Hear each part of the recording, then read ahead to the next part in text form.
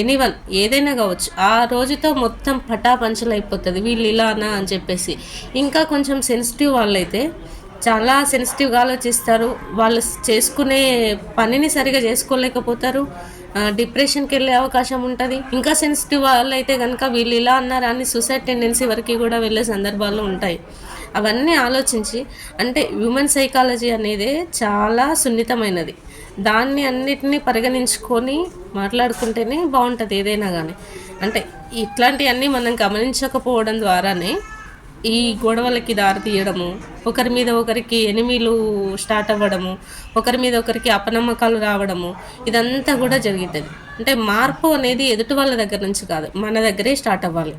మనం మారినప్పుడు ఆటోమేటిక్గా ఎదుటి వాళ్ళు మారుతూ ఉంటారు. మన దగ్గర నుంచి ఈ మార్పు ఎవరికి వాళ్ళు నేను మారాలి అని అనుకోవాలి, అంతేగాని ఎదుటి వాళ్ళు మారాలి అనేది ఎప్పుడు ఎక్స్పెక్టేషన్ చేయకూడదు. ఎదుటి వాళ్ళు ఎందుకు మారుతారంటే అది వాళ్ళ లైఫ్, వాళ్ళకి అనుకూలంగా వాళ్ళు ఉంటారు, మనకు అనుగుణంగా మనం ఉంటాము. ఎదుటి వాళ్ళు మారాలి అనుకోవడము చాలా తప్పు విషయం. ఇంకొకటి ఏంటి అంటే, ఎదుటి వాళ్ళ మీద మనం ఆర్డర్లు ఇస్తూ ఉంటాం, అజమాయిషి చెల్లాయిస్తూ ఉంటాం. అది కూడా నా ఉద్దేశంలో మాత్రం చాలా తప్పు. ఆర్డర్ వేయడం, అజమాయిషి చేయడం. వాళ్ళు తప్పు చేస్తే ఖండించండి, మీ దృష్టికి వస్తే ఖండించండి, మీరు చేసేది కరెక్ట్ కాదు, ఇలా చేసి ఉండకూడదు, ఇలా చేయడం ద్వారా ఇన్ని నష్టాలు జరిగినాయని వాళ్ళకి తెలియజెప్పి నిర్ణయాధికారం మాత్రం వాళ్ళకి ఇవ్వాలి. మనం నిర్ణయాధికారం చేయడానికి మాత్రం లేదు. ఇలా చెప్పుకుంటూ పోతే చాలా ఉంటుంది. బట్ ఇట్లాంటి సెన్సిటివ్ ఇష్యూస్ వచ్చినప్పుడు మాత్రం కొంచెం ఓపికతో